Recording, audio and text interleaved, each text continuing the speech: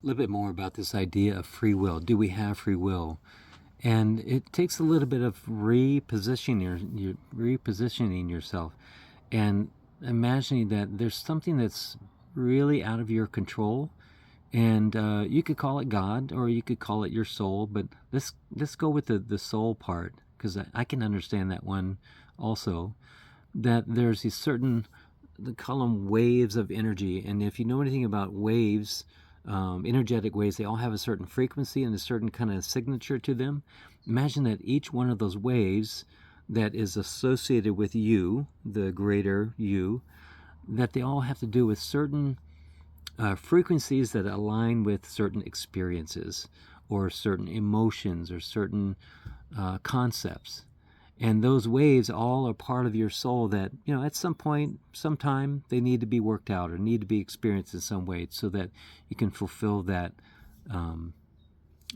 God realization. Now, you as the character, you as the person in this, of course, there's going to be some resistance, because some of the stuff, it could threaten you, and it could maybe make you perceive that you're dying or that you're losing something. But what the soul is doing is just having the wave. It's just having the wave of experience of that certain frequency. And like a board game or a video game, there's no real birth and there's no real death. So it's just going to have the experience, and that nothing is done to it. So imagine that you just at some point say, you know what? I'm going to be powerful, but I'm going to stop resisting. And I'm going to stop being a victim. And you start looking at life as just allowing and embracing. And you have passion and you have direction and all those things, but when things are happening to you, you don't say, this means something about me. It means that I'm a victim, or that people do this to me, kind of thing. No, there's a feeling there. There's some emotion there, and you say, okay, where's that coming from?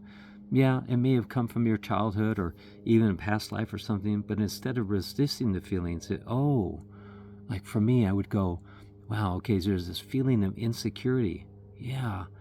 And then where's that insecurity come from? And I would just look at the depths of that insecurity, maybe in my childhood, or just imagine that it comes from some deeper source. And I go, what would that mean?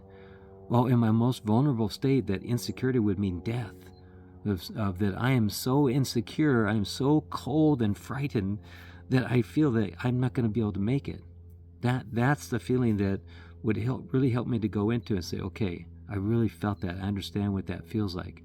But if I keep resisting that I don't want to feel that way, I don't want to feel that way, then my soul's going, you have to feel it sometime, but it's not something that's supposed to determine you or make you into something. It's just an experience of energy that needs to be played out.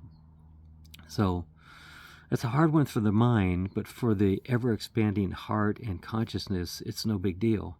So there's a balance there with being the character and protecting myself and thinking about those things, but also realizing that there's something that's being played out, and it doesn't really serve me to be in any resistance to it. I'll be smart about it and I'll be responsible about it, but to make it mean something deeper than what it is.